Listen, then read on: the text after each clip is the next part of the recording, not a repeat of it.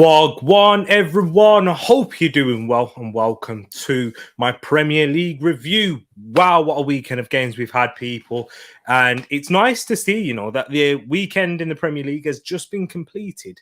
And it's been completed from Saturday to Sunday. You don't usually get that often, with Friday night football, Monday night football, but it makes it a lot easier in terms of planning content and getting everything out for you and talking about the games because we have a lot to discuss.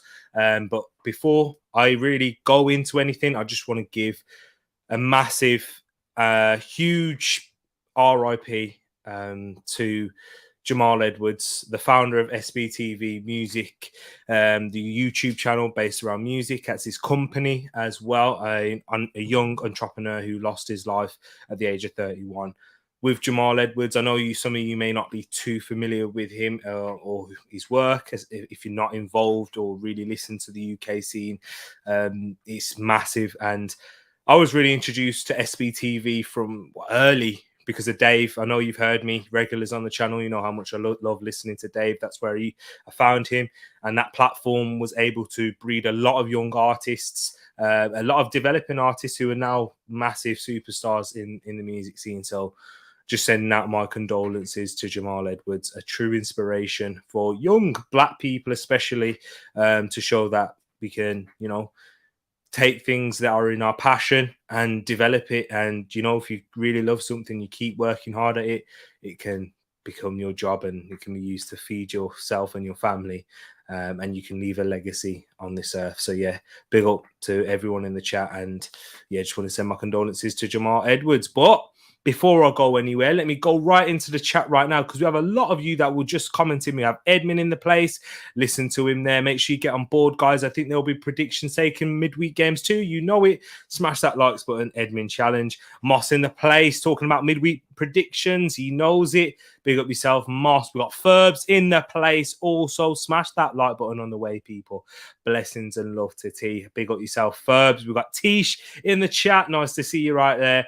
And yes, we got Moss back in. Smash, buds. Come on. This is getting fun now. When is the North London derby? We're still yet to find out about that, Moss, but we are still yet to find out. But you know what? Let's talk and let's get into the Premier League review.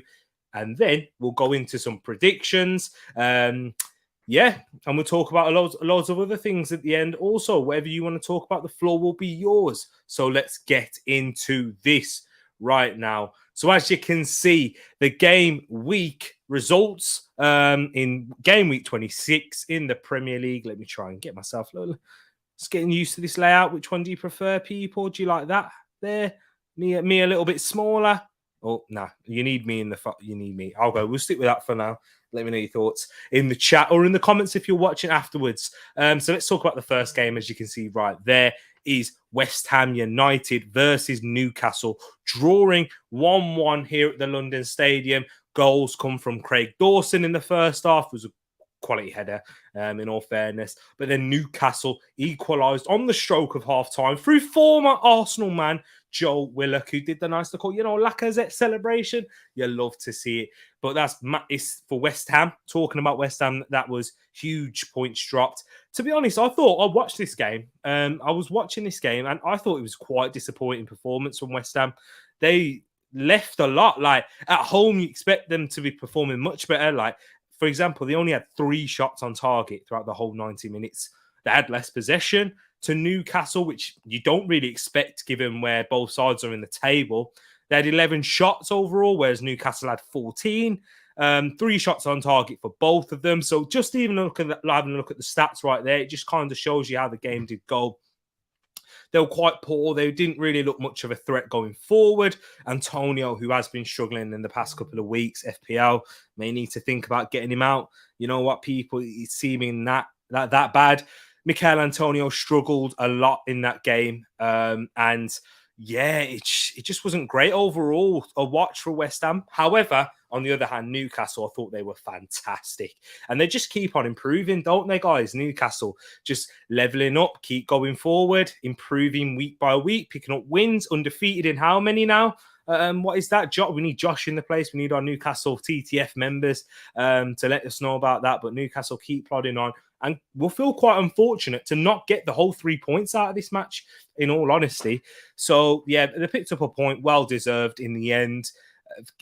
Guess you can say with shots, but with shots and shots on target with possession, you could probably say 50-50. However, Newcastle did have the better of the chances. And yeah, they just had some excellent performances throughout. I just thought it was quite wonderful. Like, it was nice to see. And Newcastle, they really are getting out of this relegation zone now, aren't they, people? We have to give a lot of credit to Newcastle. And Eddie Howe isn't getting the credit that he deserves, in my eyes. Given what he's done with this side. I'm just bringing it up on screen right now just so that you know which game we are going to be talking about. But before I do that, let me go and get it sorted. So, yeah, we can get it right there in the fixtures. But, yeah, Eddie Howe, and this is all without Bruno Guimaraes even starting a single game yet. He came on, he looked all right, he looked decent. You can still see that he's not quite there at fitness level, the sharpness that you need to be in the Barclays anymore, but in the Premier League, that's required. But yeah, Newcastle, you got to be chuffed with their performances. They just keep moving forward, keep going on, and yeah, it's just Newcastle. They keep pushing on, don't they? And then, do you know what? Did we have any correct predictions for the Newcastle game? No, we didn't, but we did actually have a correct prediction in the Arsenal versus Brentford game from one of you in the TTF. And big up, Luca. You know, Luca, this is big up, man. This is Arsenal. Big Arsenal fan, Luca. He got this one bang on 2-1 to Arsenal. Apologies, guys. I know a lot of you didn't get this one correct. A lot of you went for a 2-0 Arsenal victory. I went with the 1-0. I was right in terms of the difference between the both sides.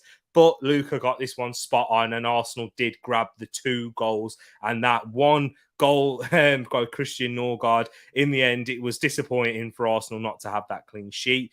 But yeah, Arsenal took the lead in the second half with a Emile Smith roll, giving Arsenal the lead with a wonderful finish. It was a tremendous finish from Emile Smith roll, then Bukayo Saka, with probably an even better finish in my eyes. Because given the first goal with Emile Smith roll, I did actually think that David Rice should have saved it. I do.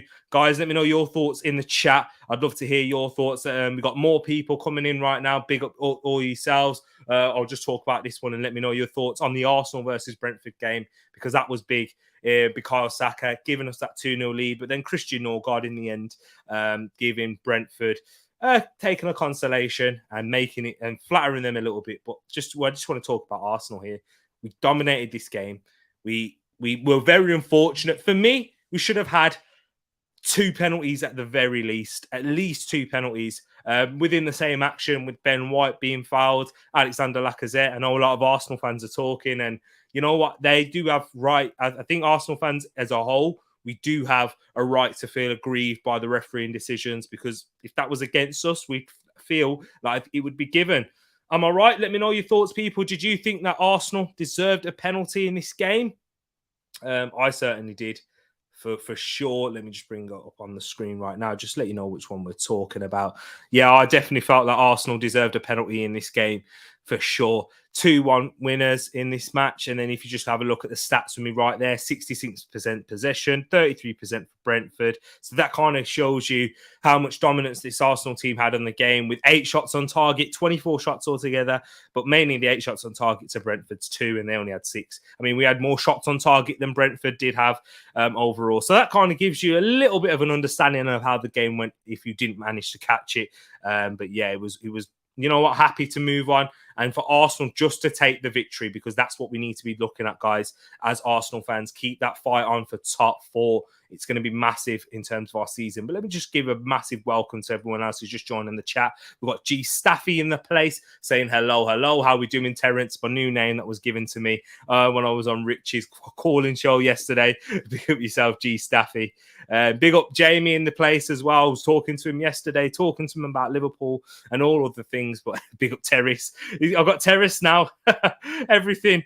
Love it, people. Wow Factor in the place. Big up Tereak. The surprise Spurs. The surprise is Spurs winning makes the Prem games exciting for fourth, and not just fourth, but in the title race also. Man U versus Spurs and Spurs versus Arsenal predictions to come. Yes, we will be doing that when those games are occurring. Don't you worry about that. Make sure you click that notification bell if you haven't done so. Not just to you, Well Factor, but to everybody else watching, because this end to the season, title race, top four, relegation battle, I'm covering it all here up on Tereak Talks. We'll be doing plenty of watch-alongs for those games, not just for the top four, not just for the title, relegation as well, because it's massive. I just love football, man. I'd do a lot more watch-alongs if the time suited it. So yeah, people, I just want to be here, share it with you. Let me know your thoughts. Big up yourself, Wow Factor.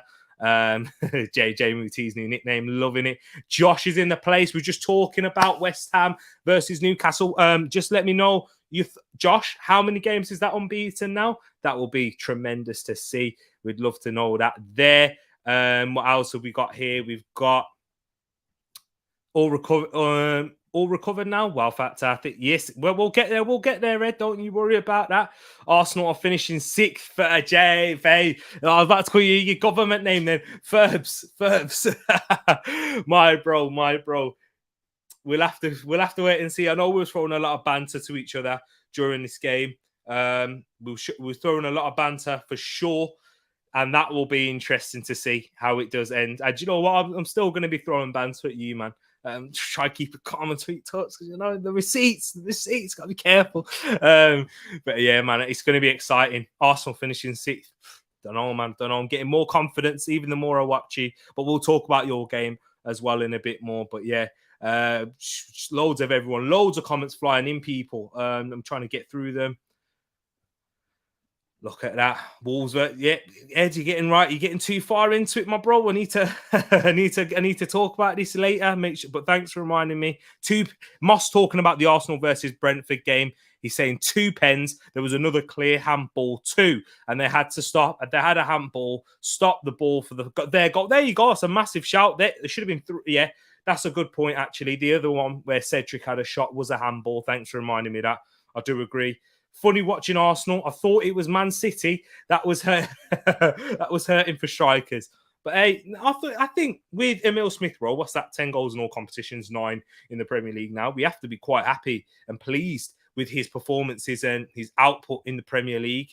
If we're going to be realistic, nobody expected that. He only scored 2 goals in the league all season last year. So to see him put on this type of performance for Arsenal in the Premier League, we've got to love it. We gotta love it. My ears are ringing. Big up Rich, if you know, you know. That's what I love to see, man. Big up yourself and big up everyone. That's 5 games unbeaten for Newcastle, as we was talking about. Then we'll move on into the next fixtures. I'm just trying to find out how many goals Emile Smith-Rowe has scored in the Premier League for Arsenal this season. Let's have a look at it right now. We have scored, Emile Smith-Rowe scored 9, Saka scoring 7. So 16 goals between Saka and Smith-Rowe. I like it. If any of you saw Match of the Day, you'll know exactly what I'm on about. But Arsenal, we had a nice little kickabout, didn't we? At the Emirates Stadium, if you know. You know. Big up Lacazette, man. But yes, we'll get into the other results now. We'll talk about Aston Villa versus Watford. Aston Villa versus Watford. Aston Villa losing by 1-0. Nobody in the TTF predicted this. I was saying to Ed before we started the stream, I was like, I do have a slight feeling that Watford might pick something up, you know, but they didn't seem to.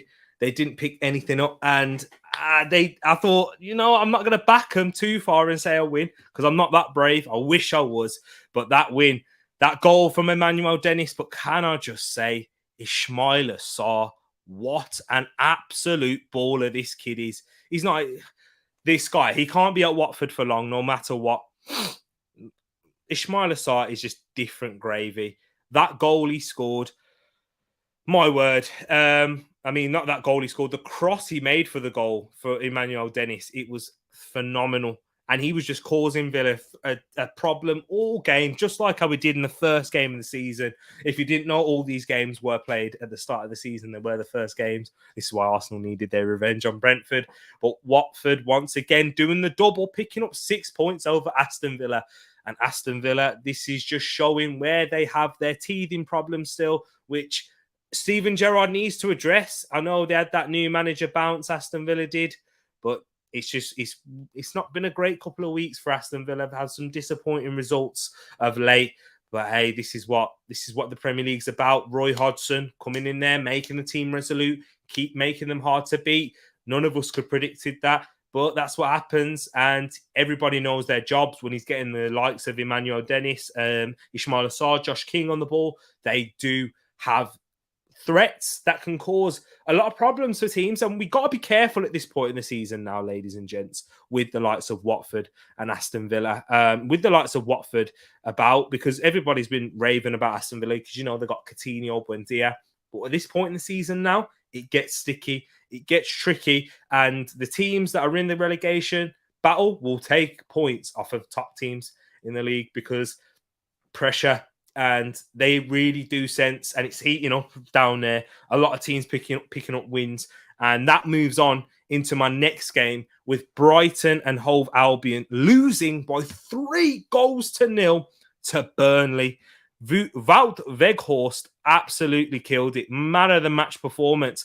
Him scoring the first goal with a wonderful finish with the ball cut back across, and he puts it into the back of the net. And he grabbed the assist for Josh Brownhill's goal to make it 2-0 to Burnley. But the best goal, the best of the bunch, was Aaron Lennon. Well, it's former Spurs player. What a day that was for Spurs. Aaron Lennon scoring to make it 3-0 to Burnley in that one. It was a wonderful finish, and nobody saw this. You know how much of a Potter fanboy that I am when it comes to talking about Brighton. So I feel though it sounds like I might be making a bit of excuses, but I'm adding some context for Brighton. They were missing Lewis Dunk and their best defender in my eyes, Adam Webster, who picked up an injury against Manchester United.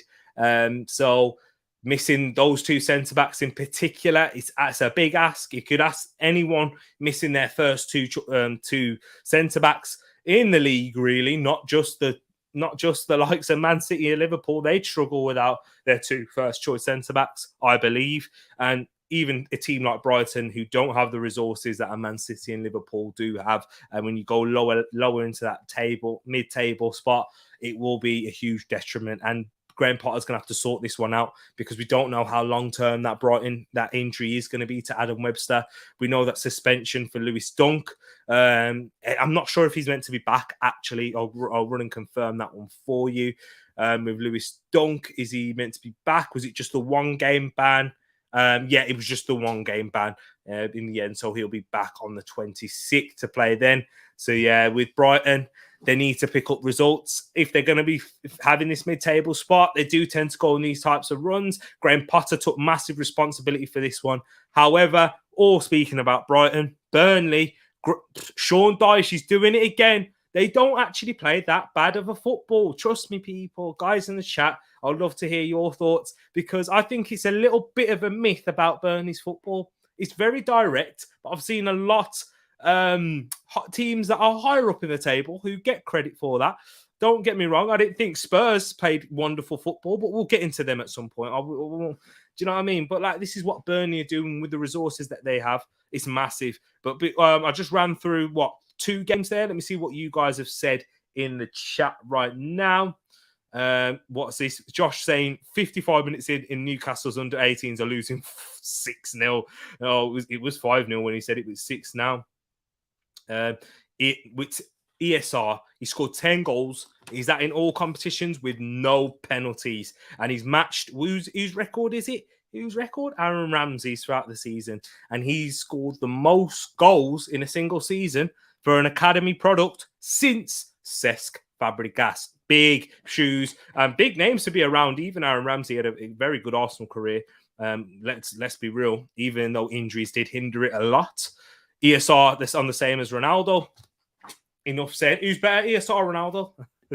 Big up Santi. Wagwan, the main man. Big up to yourself, Santi. Man U equals Yankees. Spend the most, cockiest, and never win anything of late. It's true. The Yankees, they haven't won of late, and they're just living off a reputation. I do like the New York Yankees caps. I'm sorry. I'm not that into baseball, Moss. I really am not to know. But I would wear the Under Armour one, but it's too tight for my big head. You know when you got the big heads like that? Yeah, you struggle. You do struggle. Here he is, Tereak in his own world. Big up Munzi. 7 touches, Ed. We're talking about Palace. We'll get into that now. I think that is the next game on the agenda. Crystal Palace 0, Chelsea 1. Chelsea nicking it in the end after that. But they did have a disallowed goal with Hakim Ziyech. And he went and scored the winner after a cross from Marcus Alonso. And he put it in at the back post. Hakim Ziyech. Just a quick one on Chelsea. Big up my brother Brush. I feel like Chelsea, Hakim Ziyech in particular, he is improving and he's getting better by week and proving to be the signing that a lot of Chelsea fans were hoping that he would be. The influence that he'd have in terms of creativity, I thought he was fantastic. And when looking back at that game, however, Crystal Palace, you did have your chances. Come on, I needed you. I know Moss needed you also. I seriously knows that Moss needed you, given where he hopes that Arsenal are going to finish in the league, in the top 3. But this one, last minute winner in a game at Selhurst Park where Crystal Palace had a number of chances. Lukaku, as was brought up in the chat, 7 touches in the whole game. 1 in the first half, and that was from kickoff. Appalling. And Match of the Day broke it down excellently well for me because they didn't just have the blame pointed at Lukaku.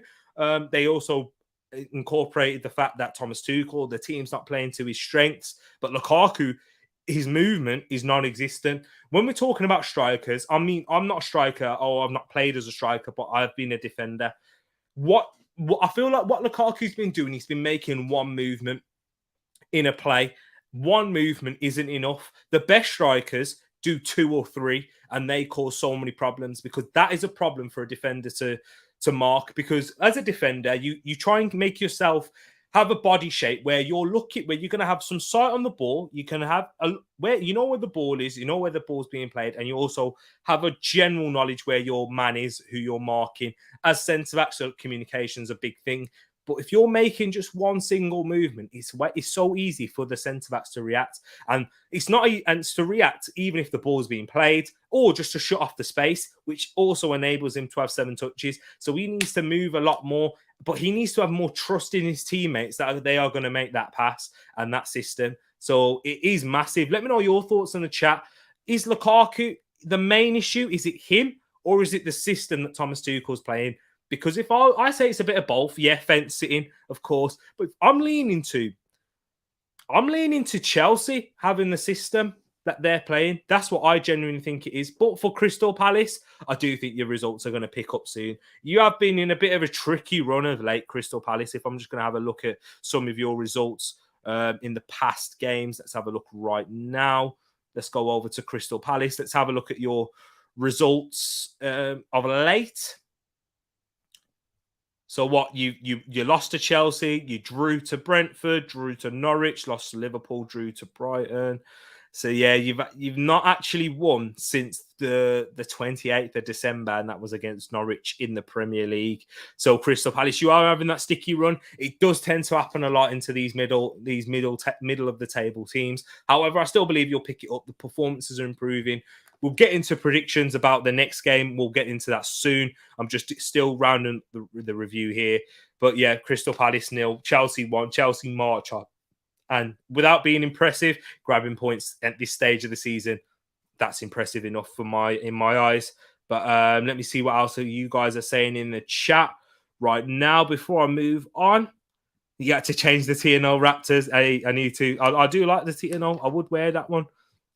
Still gutted about this result. Big week ahead now. Yep, we'll get into that one, Rich. Rich, please stay around because we will be talking about Watford versus Crystal Palace soon. Ziyech is good, better than I thought. Man, late goal, Palace could have had it. Ziyech is improving. Do you know what? I don't think that Moss, that you're wrong to have that opinion of Hakim Ziyech because he did have a very slow start. He was very inconsistent even throughout a game, let alone in performances. But now he's starting to improve that. We're seeing those when he's on that right wing, cutting inside, putting them dangerous balls into the box, which the likes of Lukaku should be feeding off of and making a lot better of those chances. But now he's adding a few more goals, which obviously the goal that he scored against Spurs was magnificent. But now that one against Crystal Palace is huge. If you can add more key contributions like that, Chelsea, they should be all right, even with Lukaku's form like this. Excuse me, people. Yeah, problems there for hacking, problems there. But we'll move on into, before we do that, actually, we've got a few more comments.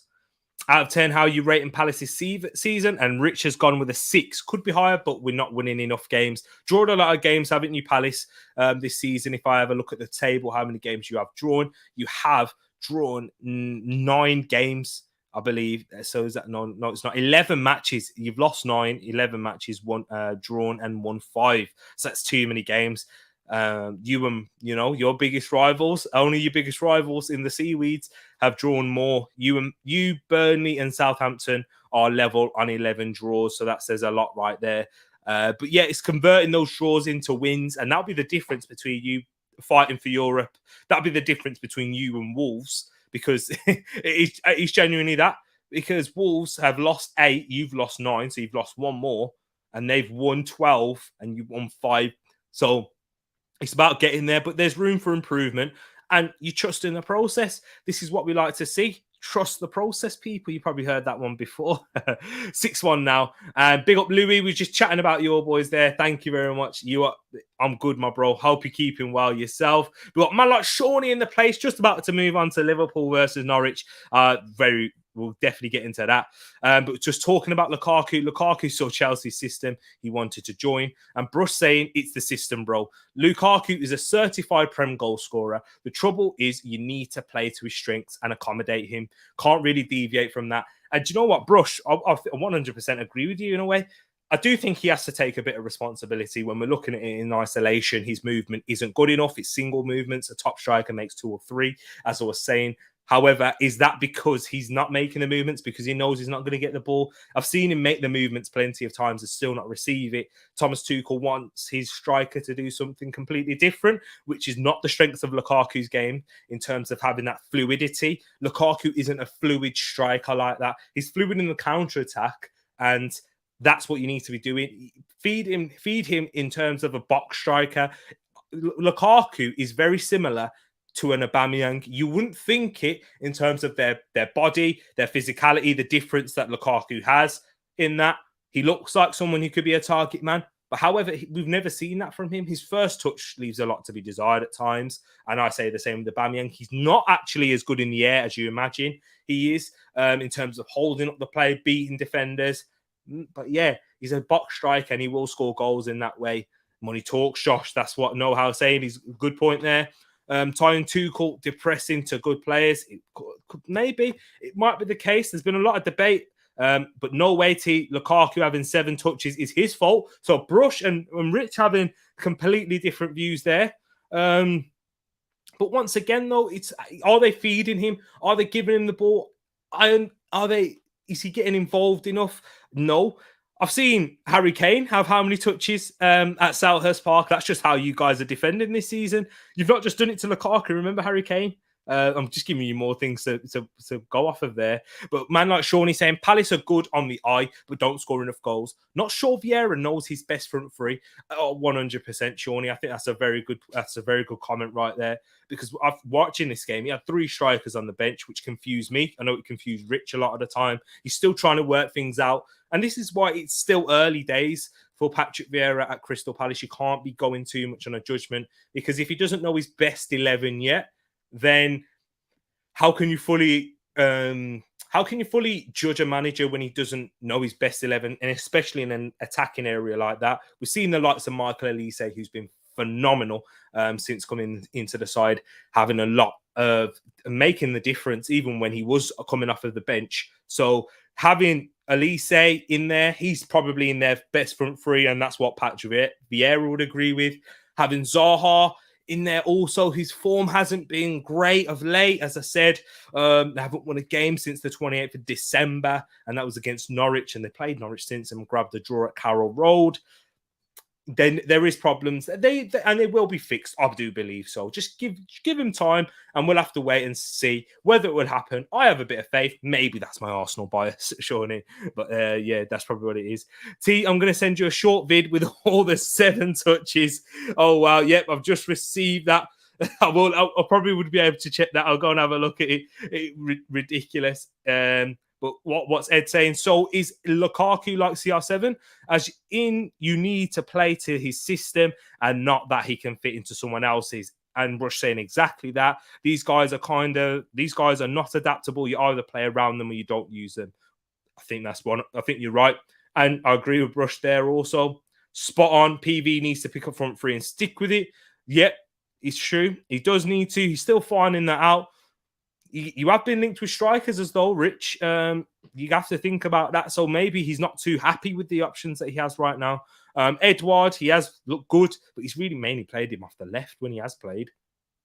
I see that. So either you don't sign them or you make sure you work to their strengths. It's rather confusing as they invested so heavily in Lukaku during his time and when he had Martinez around him to do a lot of the legwork. Exactly. Lautaro Martinez, he is that hold-up striker. He is the one who brings a lot into play. I don't think he's as clinical as Romelu Lukaku, but he's definitely there and around and gets some work in. But big up everyone in the chat. Apologies, people, just to hurry things up. Let me just big up to Noel right here. Thank you for coming in. Moss has put something in here. This will be the last one on the Crystal Palace match. Then we'll move on to Liverpool, I promise. Elise Zaha and then one of Edward or Benteke. But Gallagher is the obvious key to their game. Too bad he's Chelsea. Yeah, they miss Conor Gallagher. He brings a lot. He does so much in that midfield, not just attacking, but defensively in terms of aggression, on and off the ball, in transition. Conor Gallagher is probably one of the best midfielders that we have in England in all three of those aspects. And that's a big shout. Because if you're looking for a central midfielder to be to be as good as he is going forward, to be as good as he is defensively disciplined in terms of the press, and with the energy and the intensity he plays at in the transition, he's very good at progressing the ball through dribbling, passing, and all sorts. So Conor Gallagher is huge. And I think if you're going to, with Palace's success, you're going to build on that. And it's going to be interesting to see what happens in the summer with Conor Gallagher. Because it doesn't seem like he's definitely going to go back to Chelsea, does it really? Apologies, people. Chatting too much and chatting too fast, probably. But a big up Noel, my brother. He's calling me a legend right there. Now, you guys are the legend. Make sure you smash that like button if you haven't done so already, people, as we're moving on to Liverpool versus Norwich. 3-1 to Liverpool. With the Man City result we can see there, are right back into this title race. Although it wasn't plain sailing in this game, if Liverpool fans do remember, I'm sure you do, because Norwich did actually take the lead. And they took the lead in the second half in the 48th minute with Milot Rashica with the goal. They actually had a goal disallowed early on in the first, not in the first half. It was early on in the first half that actually had a goal disallowed. Let me just bring this one up on screen just so you know what we're talking about.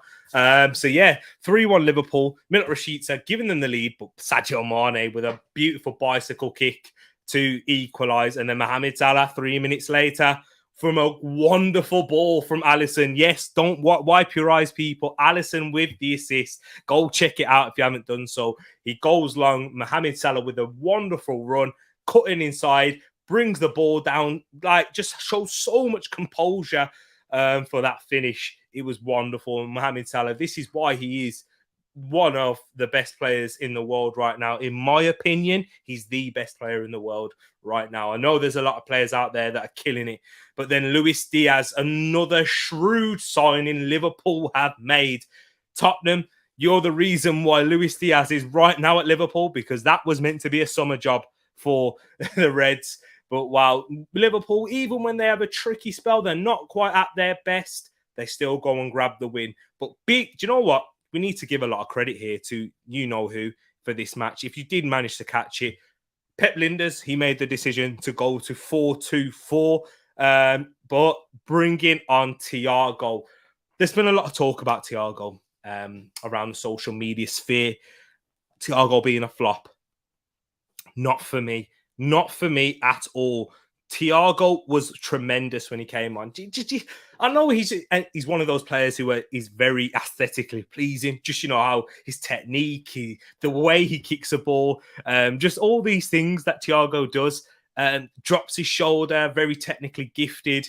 But the impact he has on Liverpool when he's played is phenomenal. It's just about keeping him fit. That's the big question. And Liverpool, you're not going to be able to play him week in, week out, because his injury record doesn't allow that to happen. And with that midfield three that you have in Fabinho, Henderson, and Thiago, they do pick up a lot of injuries, guys. Liverpool fans, let me know your thoughts.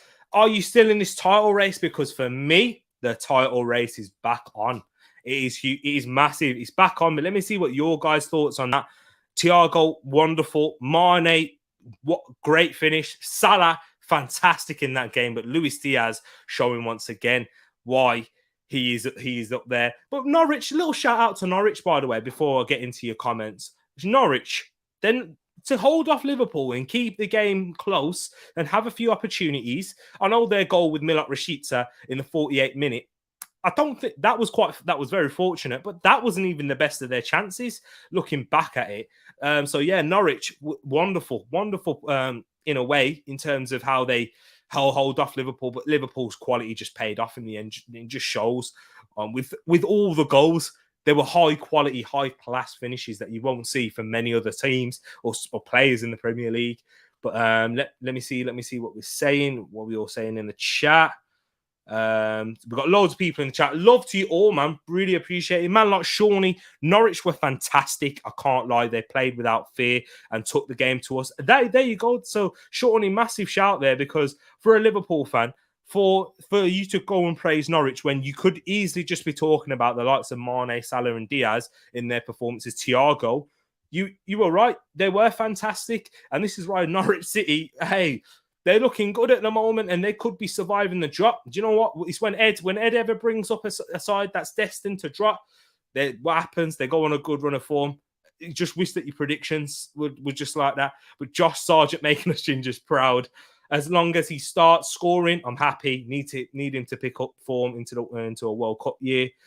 Is that for Raul we're on about? Oh yeah, that's what we're on about, Raul. We'll get to that one. Make sure you get your comments keep coming in. Hanif coming in talking about Luis Diaz, saying looks like a player. Thiago is tremendous, sub to bring on, but not a 90-minute player. I think he can play 90 minutes, but it's just about how many games he can play them in a row, because I don't think he can play them in many games consistently, given how many fixtures Liverpool have to fulfill. With the Carabao Cup, they've had to play quite a few games. And then you're thinking of the FA Cup. Then you also got the Champions League, of course, and now the Premier League. Every game is huge in the Premier League now, given this title race. And I think we're going to see a very similar title race to when Liverpool had 97 points and Man City were there 98. Be careful. It's going to be a good one, but maybe more slips actually before that happens, because I think both sides are very capable of dropping points. We'll have to wait and see, but we'll get into that Man City one a little bit more. Fabinho makes Liverpool roll too, but Diaz, another great one. Moss, this is how we need to be moving. We're just at the start of our real transition. If we can make signings like that and have hits and misses on the same ratio that Liverpool do, we'll be great then. But we're very start, and that's just another. How many players you mentioned there? 2 players. Wonderful signing since Klopp has come to the club. Mane is reminding people he ain't too old yet either, by the way. King of Africa, Sadio Mane. What a finish that was. He's quite frustrating to watch, isn't he? Liverpool fans, Shawnee, let me know your thoughts on that. What's your thoughts on Sadio Mane? Because he scored a wonderful goal in the game, just from what I've heard of. I don't think he was that great in terms of what he does in the final third. He flatters to deceive. It's not been a great season, but having said that, he still scored like how many goals in the league? Let's have a quick look. Right now. How many goals has Sadio Mane scored? I know I should be doing my research prior, but we'll do it together. This is what it's all about. When you look at Liverpool's top goal scorers, Salah, look at that, still 9. I'm here praising Emile Smith Rowe when Sadio Mane scored the same in a bad season. That just shows the level, really. Thiago has more chance of making watch-alongs. No disrespect, Hanif. Thiago's ridiculous. Hey, he's played quite a few games this season as well. Give credit where credit's due. Just talking about that one there. Let's go back into Southampton versus Everton. And we have quite a few shout-outs for this one. But before I go into that, Moss, I forgot to give you a massive shout-out for getting the Liverpool versus Norwich prediction spot on. What a prediction that was. Moss, you got the 3-1 for Liverpool absolutely bang on. So big up Moss for that one right there. But man like Shawnee saying, Thiago has been a phenomenon for 10 years or so. Just took time to adapt to the pace of the Prem. And do you know what? You can even argue with that, Shawnee. Did it really take much time to adapt? Because I feel like it was more injuries. Maybe his body had to adapt to it a bit more in terms of the fitness that's required to play such physical, high intensity games, especially in Klopp's system. But yeah, I know he's used to playing intense football, but with the physicality element added to it, and then you've still got the Champions League and whatnot to play. And last season, everybody had to play when fit for Liverpool, even if they were half fit because of your injury crisis. So yeah, he's here now. He's killing it. Thiago is a problem. One of the best central midfielders in the league. And Mosh is saying there, they got three players in the top of Liverpool: Salah, Jota, Mane, and we'll get into Jota and a bit more. But and the Wolves match, yes, you did. Yes, you did. You did get the correct score. You said 2-1 for the Hammers, I believe. Moss, you did say 2. If I'm wrong, correct me if I'm wrong, boss. Correct me if I'm wrong. But yeah, big up Moss, man. You got that one. You got the Wolves one. Bang on. So we'll move on into Southampton versus Everton, which we had two people. Big up to Wilf and Martin for getting this one spot on, with Southampton winning by 2-0. Southampton continue their wonderful run of games. And just talking about Liverpool, we're moving to another side of Mersey. And yeah, it's not great. It's not great for Everton. They picked up that win against Leeds last weekend. But I was saying to a lot of United fans when they were praising Donny van der Beek, be careful. It's Leeds United. You can't go too far with the way that Leeds play. But wow, Southampton, 2-0. It was a breeze in all fairness. Stuart Armstrong scoring his first goal in 10 months. And if I am correct, that goal he scored 10 months ago, it was against my club, Arsenal, who did end up going on to win that game. But yeah, it was 2-0 to Southampton. Very comfortable in the end. And even Shane Long getting on the score sheet, that says a lot really into that one. But Everton, Frank Lampard, he's still got a lot to do. And is Frank Lampard the right man for that job? Guys in the chat, guys in the comments, let me know your thoughts on this one. Because is Frank Lampard going to be the man to keep them up? He's not suited to that. He doesn't have a track record of doing that either. You still got a question. Is Frank Lampard a successful manager? Has he been a success where he's been at? Because he got Derby into the playoffs, failed there, didn't manage to get them promoted. And then was at Chelsea, had a good first season, in all fairness to him there. But then eventually when the pressure came on, what happened? It wasn't right in the end. It didn't work out and he ended up getting sacked, and the team ended up winning the Champions League from where he got sacked from. So that just showed the difference between Frank Lampard being there and Thomas Tuchel taking over. Did you? We'll have to have a look at that one. And yeah, Arsenal got robbed. Lampard relegation battle. There we go. JWP growing on me head. He is. Hey, he is. That's what I'm saying. Does DCL want to save these toffees? Think he wants Arsenal one way or another. That was interesting there. For me, just quickly, I don't want Dominic Calvert-Lewin. I want a striker. Don't get me wrong, I don't think he's a bad striker, but I think he's limited in his game. I'll be real. He can grow on you, Moss. He ain't growing on me. Oh, well. Ed's saying saying wrong and strong and wrong. That's with that one there. We'll have to wait and see, though. But Southampton doing well. We'll show you the league table at the end of it all for sure. But moving on into the Man City versus Spurs game, the big one of the weekend. Finishing Man City 2, Tottenham Hotspur 3. Wow. Goal scorers for Tottenham, Kulusevski and Harry Kane at the double. But for Man City, Ilkay Gundogan and Riyad Mahrez from a penalty. But what a game this was. The timeline of it was Kulusevski scores in the 4th minute from a wonderful ball from Harry Kane to find Heung-min Son, who plays it across to Kulusevski, who puts it into the empty net, but it goes through the legs of João Cancelo first. And then Ilkay Gundogan, City came back into the game. They looked quite... For me, City, they looked to improve when they equalised. But really, after that, I didn't think City, after they equalised, didn't look that great.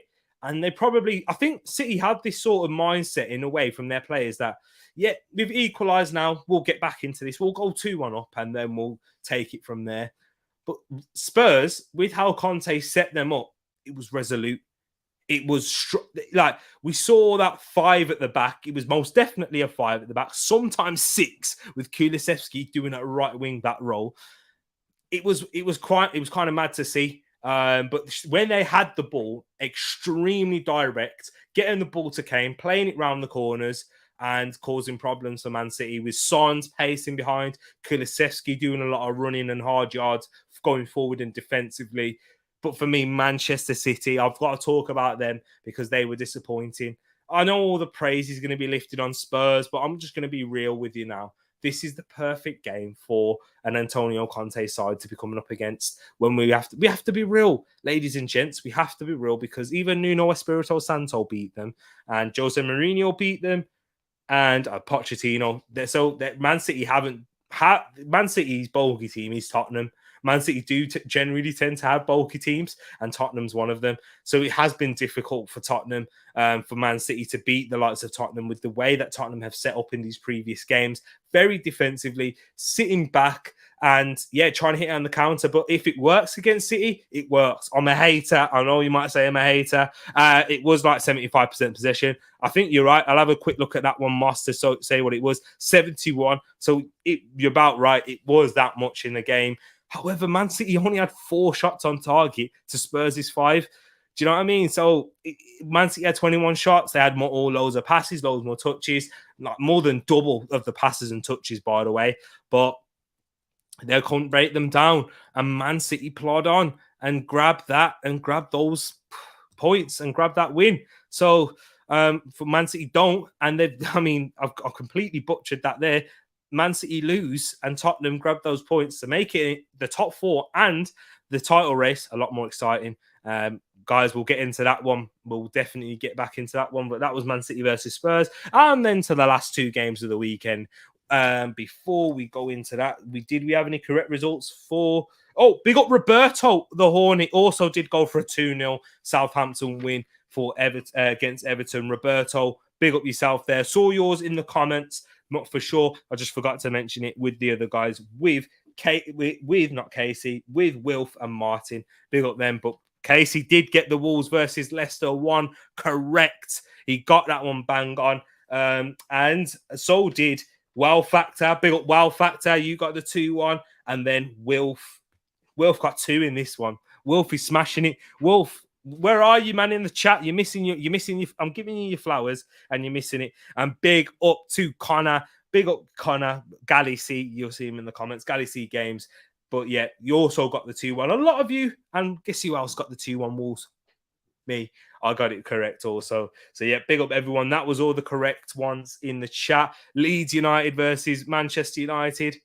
Wow, that was a big one. That was an entertaining one given the rivalry involved, given the game that unfolded.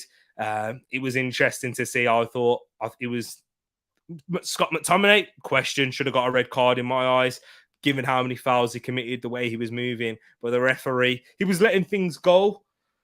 But where's the consistency? This is all I ask from Premier League referees. This is all I ask. Just be consistent. When it comes to the Arsenal, I know it sounds like a broken record, but if that was an Arsenal player, if that was Granit Xhaka, he'd have been sent off for the first foul, let alone the other 5. But yeah, it is what it is. But Manchester United expected really to win this game.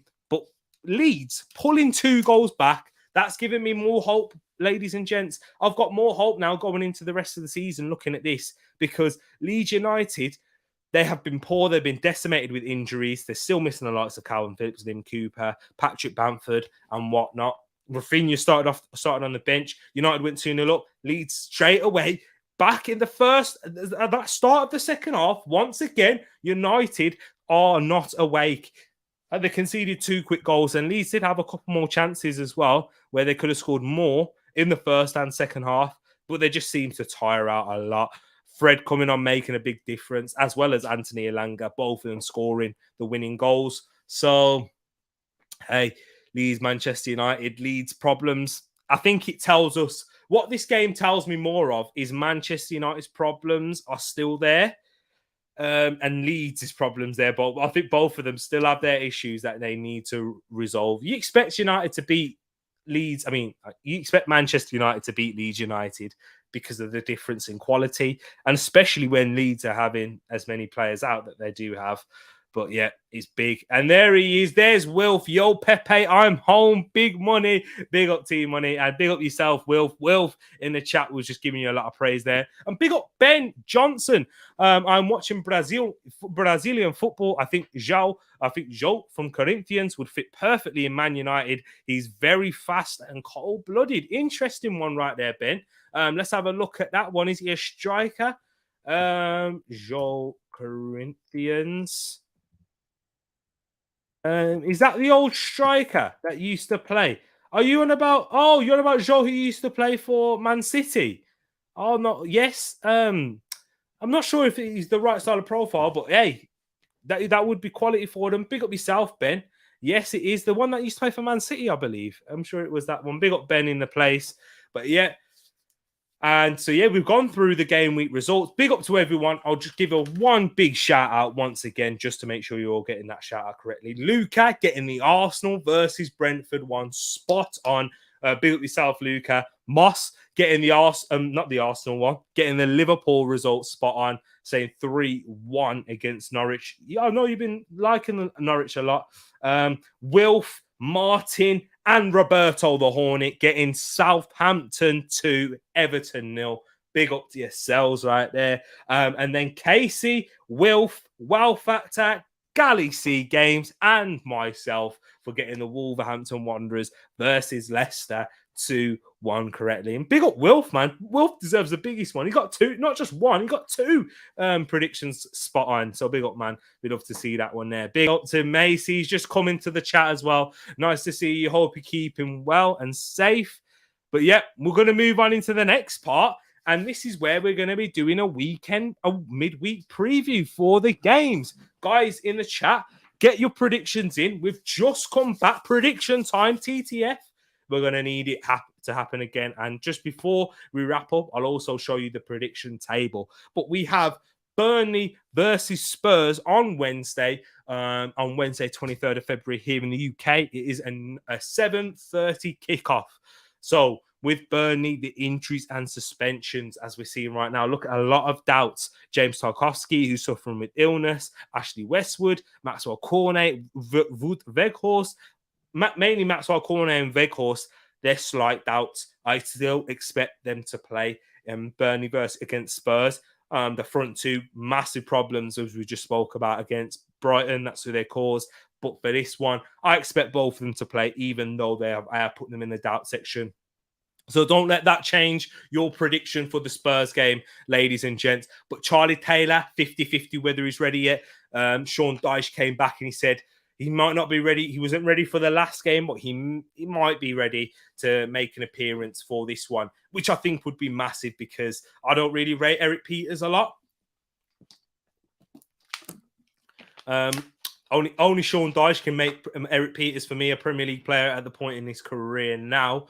So, yeah, we're going to have to wait and see how that one works out for Charlie Taylor. But what we know for sure, Johan Berg Goodmanson and Mate Vidra are out.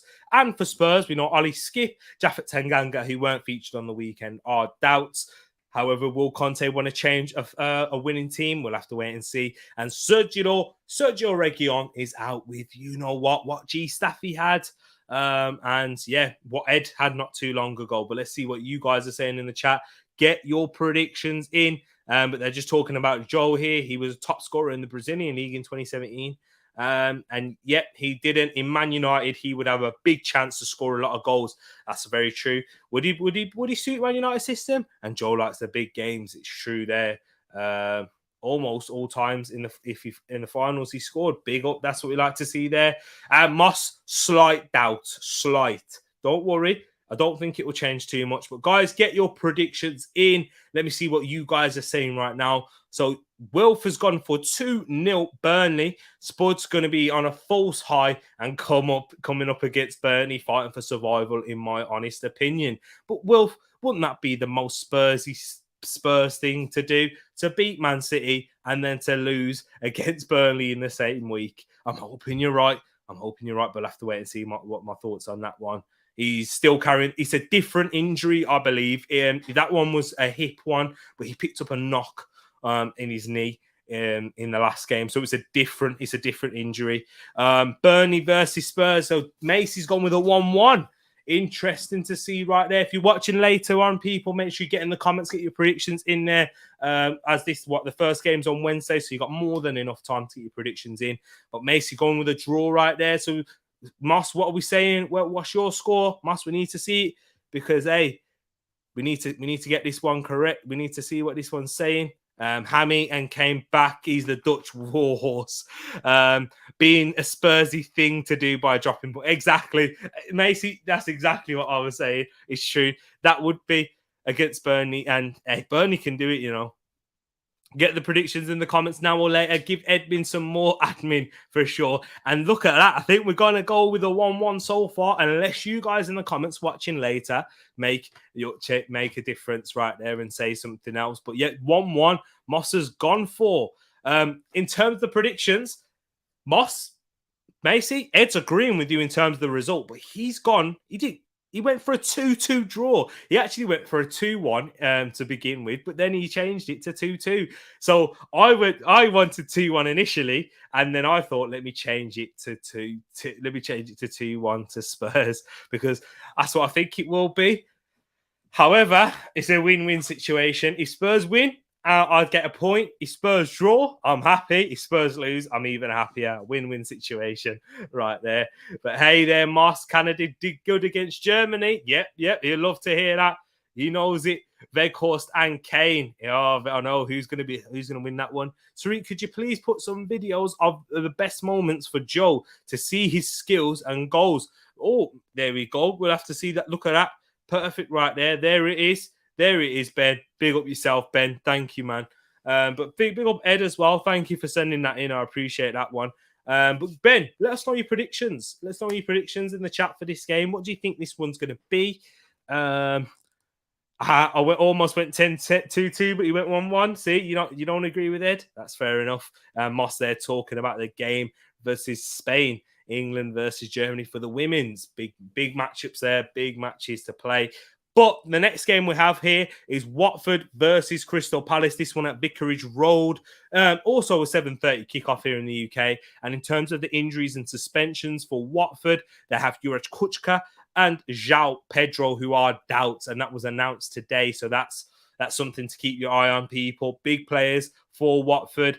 Kucka in particular in terms of that physicality, that presence he adds into the midfield. And João Pedro, that youthfulness, that directness, that skill and that prowess in front of goal in the attack. But they're not, I mean, let's be honest, Watford, they don't lack for strikers at all. They've got quite a few of them. But yet also a doubt is Peter Atebo. Samir is also a slight doubt in terms of coming into the game against Crystal Palace. But then Nicholas Nkulu is out of that match. So, for Crystal Palace, Vicente Guaita, he actually left the game. He was actually substituted against Chelsea, and Jack Butland had to come in, which I put the blame for that goal. Not really. It was at such a close range. But I'm not a big fan of Jack Butland. So any agenda, happy run. I'm joking, people. Nathan Ferguson out. Crystal Palace receiving a lot of their players coming back. No, Conor Gallagher will be fit and ready to play this one because he did miss the game against Chelsea due to ineligibility. But guys in the chat, let me know your thoughts and big up Vibes himself. Nice to see you in the chat, my bro. Let me know your thoughts, man. I need to see your predictions. Vibes, I know you come out with the maddest of statements, especially when it's against Arsenal. But let me see your predictions for the upcoming games because, we got quite a few big ones coming up. So what Wilf, in terms of predictions, Wilf has gone for a 2-0 Palace. Palace due and need a win to kickstart their form again. And then Macy's gone for a 2-0 Palace also. And Moss has gone for a 2-1 Palace win with Elise and Zaha to score for Palace and Dennis. So that's what I think he's going to say. That's what I'm meaning. But you guys in the chat, 2-0 Macy. And is it Macy and Wilf again? No, mate. I think no. Macy was agreeing with Moss, and Macy's agreeing with Wilf this time. So this is what we like to see. Agreements in the chat. But look at Vibes, he's agreeing with Moss right there. Wait there, no, he's not. No, he's not. He's saying 2-1 Watford just because I want Leeds to go down. Hey, as I said, Vibes, agendas Affy run. You know what I mean? So if it's for the detriment of Leeds, I hear that for you. I hear that one there. But in terms of mine and Ed's predictions, I've gone with a 3-1 Palace, and Ed's gone with a 1-1 draw. Hey, remember, this is Statman Ed. I wasn't able to bring you the stats for this one, ladies and gents, but Statman Ed has gone for a 1-1 draw, and I've gone for a 3-1 victory for Palace. I just feel that Palace, they are, in a way, basically, Wilf has said it, the dual win. And against this Watford side, there's quite a bit riding on this game storylines. Roy Hodgson against his old side, managing Watford for this one. Crystal Palace, we know Zaha and the Hornet, the mascot. That situation that happened there not too long ago. Keep your eyes on this one. It will be an entertaining one, I believe. So we'll have to see how this one works out. But I think it will be a Palace win. They'll bounce back. They get that win. And I feel that Patrick Vieira will get them going for the end of the season. This is where we might see the best of Palace, I believe. So, yeah, towards the end of the season. And he's worked out a lot of issues. He's probably seen it with them. TTF has it with 2-1. It seems like, well, I don't know, man. We've got 2-2-0s. But this is to people down in the chat. In the chat or in the comments watching. Get in there. Let us know your thoughts because we've got 2-2-0s and 2-2-1s right there. So we'll move on into Leeds versus Liverpool, which is on 7:45. Liverpool versus Leeds, should I say? Because this one is at Anfield, so I should read Liverpool first. 7:45 kickoff, 7:45 here in the UK for Liverpool. Diogo Jota is a doubt, most likely will miss this game. The last I heard from Jurgen Klopp, he said that it is an ankle ligament injury, but they don't quite know the extent of it. So we're still not unsure, but he's hoping it'll be very quickly. I'm sure more news will come out on that tomorrow for the pre-match press conference. But Roberto Firmino, he will remain out for this one. He most certainly will. And for Leeds, their injury list doesn't really get much better. Robin Koku picked up that massive injury with McTominay literally shoulder barging him into the face, splitting his head open. Yeah. Is a doubt for this one. Liam Cooper is out. Calvin Phillips, Leo Fierhelder is out. Patrick Bamford and Sam Greenwood. But look at this in the chat right now. Macy coming in with a big prediction from early. And Vibes, I want to know what yours is too. I want to know what yours is because Macy's gone with a 5-0 Liverpool against Leeds. Is that what you actually believe? Or do you think... is it just more to do with your Leeds agenda, which is fair enough because, Manchester versus Leeds, big thing there. But Leeds getting battered twice in a week. It could have. Look at Vibes. He's got a bit tame compared to you, Mason, there with a 4-0 victory. 4-0 for Liverpool. Wilf going with a 3-1 to Liverpool. They need to turn the screw to chase Man City, so Leeds will suffer. And probably, do you know what? The fact that Leeds are playing 2 games in a week with the first game against Manchester United being a slog and the players did look to tire in by the 70th minute mark and Man United could have scored more. They had more chances. Ronaldo should have definitely got on the score sheet if any of you had FPL. But I don't think he will be. I would say no for him being back for this one. Maybe back for the final, but we'll have to wait and see. We've got to wait and receive more updates on that one. But Moss going for 3-0 Liverpool. Klopp fancies this one. Win easy. Salah, Diaz, and who are you going for, Moss? Who are you going to go for that third goal? But in terms of my predictions, but Moss says he thinks Jota will show up on the sub. Maybe. I don't know. We'll have to see. But big up Henk, who's just come into the chat as well. Nice to see that. Moss, I'm agreeing with you. Hang on. Is that my prediction? I think it's the other way around, actually. I think Edmin said 3-0 and I said 4-0. I think that's what it is the other way around. My apologies, people. Let me double check. Let me double check. Yes. Edmin said 3-0. I say 4-0. So other way around, I say 4-0 and Edmin says 3-0. So Edmin's agreeing with you and Shawnee for the Liverpool Leeds game. I think you'll score one more. I'm hoping so. I've just got mainly, I'm going to be honest. I've got to go for a different result to Edmin. I've just got to. I really do. But hey, let me know your predictions as we're wrapping. As we're coming to the last game. If you aren't able to get them in before the end of the stream, at the end of the stream, guys, get in the comments and let me know your predictions. That'll be most appreciated. And give more work for Edmund. Do you know what I mean? We need it. But also, I work on it a lot because I watch it back also. Yeah, I do that a lot also just to watch it back, see what you guys thought during the week and whatnot. But for Arsenal versus Wolves, Arsenal injuries and suspensions, we've got 0. That's the first time I've ever done this season, and it happens to me for my club. So you know what that means, ladies and gents. Against Wolves, we're going to pick up at least one injury or suspension. It's just the way it happens at this point in time. But Arsenal have 0, and Wolves, they don't really have much either. Willy Bolly, everybody's returned back for training. That's what Bruno Lage has said. Willy Bolly is a doubt, but so is Yerson Mosquera. So 2 big centre-backs there who probably wouldn't start anyway, given Wolves' their back line, that their back 3 that consistently plays, and he's also there for the biggest, the best, not the biggest, the best defence of the season. But big up Jay in the place. Yo, big up my bro. Big up to my bro, Jay. Hope you're keeping well, my bro. So yeah, we're just wrapping up the predictions now, Jay, but would love to get yours in the chat. In the comments afterwards, but we are moving on into this one. Let me know your predictions for the Arsenal game here, people. 3-0 or 3-1. Maybe CB is right here. 4-0 and no Firmino, no Jota. I think Klopp is lying. Jota is okay. Could be for that. T-Money, what's your bikini size for the forfeit? Oh, we'll get into the table. Don't you worry about that one. We'll get there. We'll get into the table right there. Raul might have some PTSD after what happened at the Emirates. Don't say that, because usually what happens, if it's a storyline, he'll go and score the winner at the Emirates. You know what I mean? The team where he nearly lost not just his career, his life. 2-0 says Henk. Oh, it's all right, Jay. Don't worry about it. 2-1 says Wilf. 2-0 says Moss to Arsenal. I can't lie. 2-1. So it's on 2-1 to Wolves. Wolves are looking good right now. Surely this is going to be a tricky one. It is Laka and Martinelli revenge goal. I've gone with 2-0 to the Arsenal. And do you know why? A lot of it is to do with supporting my club, of course. But I feel that Wolves' performance against Leicester, I feel like that was very fortunate for them. And I'm happy they picked up that win. I'm extremely happy they picked up the 3 points, because I don't know if they'll come out with a much improvement.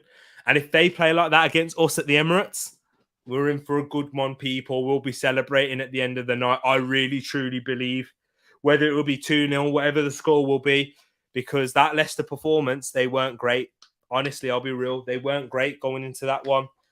Leicester should have won. At least grab 2 goals, at least at the very least. But yeah, Arsenal versus Wolves. Did you do a preview? Yes, I did do a preview for Watford versus Palace.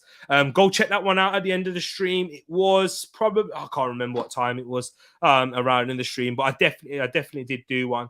Or you doing Palace versus Burnley. I will be doing that one also. That one will be coming on Friday. Don't you worry about that one. That one will be coming on Friday for you, Jay. So make sure you stay tuned for that one. Be on time. You're moving like me. Be moving late.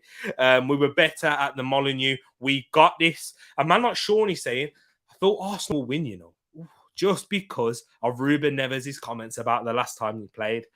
That could fire up the team. Do you know what? This Arsenal side have shown that little bit of pettiness in a way. And that's what I like. You need to have this pettiness, because that pettiness drives you to beat these sides. And those Ruben Neves comments about, look at Arsenal, big Arsenal celebrating against us. Well, watch, we might move mad. Hopefully, Shawnee. And we've done it again. We proved it on the weekend after we had a nice little kickabout at the Emirates with Lacazette. And hopefully we can do it again. But 2-0 to Arsenal. Edmund's gone for a 1-1 draw. I mean, how many times have they played us at the Emirates and picked up a draw? They won last season, of course, we know that. But previously, they picked up draws in all the other games.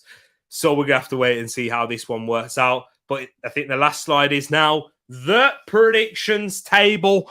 Edmund still sitting pretty. Picked up 4 points with 89 there. And then the TTF, you picked up an extra 2 points, I believe, over me. You picked up an extra 2 points because of you guys getting a hat trick of correct scores for the one prediction for the right game. And that is giving you an extra 2 points for the Southampton. Was it the Southampton versus? Yep, it was the Southampton game where you guys got 3 correct scores. You know what I mean? You got 3 correct scores for the Southampton Everton one and the Leicester City versus Wolves, which gave you guys an automatic 3 points right there. So big up to you guys.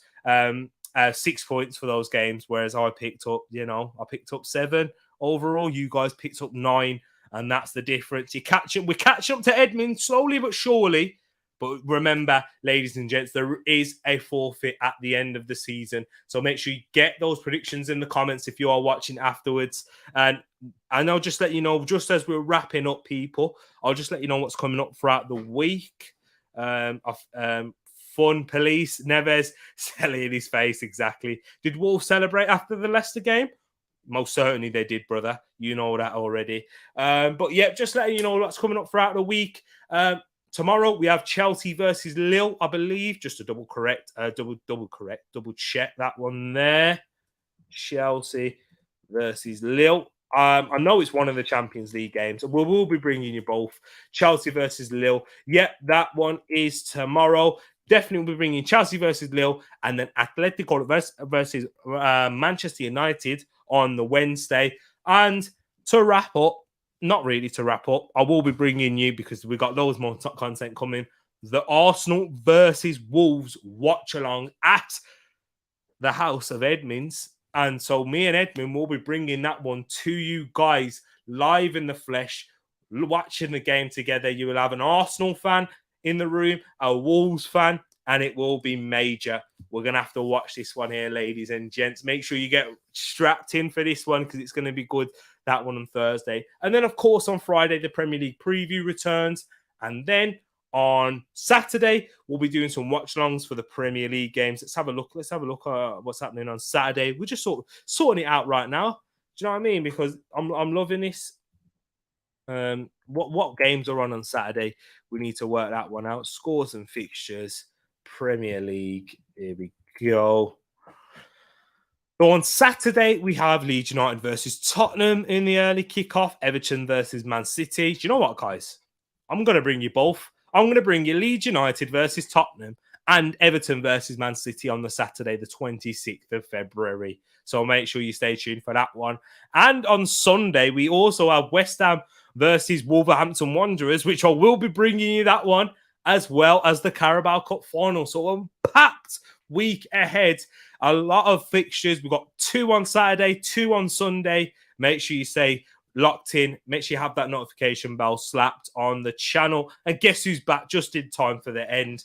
Guess who's back? Tell a friend. It's Casey. Listen, big up Casey. Howling Wolves when the cannons are going off. We'll have to wait and see. I'm looking forward to it. But thank you to everyone for coming in and just popping in and showing support. Love for all the support that you've shown. I hope you have enjoyed this one. Let me know your thoughts in the comments below. Get into the comments below. Get your predictions if you haven't done so already. And then also just get in the predictions. Get in the comments just to show support. Whether it's a thumbs up, whether you like it, what you want to see improved. If you want to, you're more than welcome to come onto the channel. If you want to come on, let me know in the comments right down below. But whoa, watch along at Ed's. Make sure the kids aren't around. That could get savage. Exactly. Jacob will be in bed.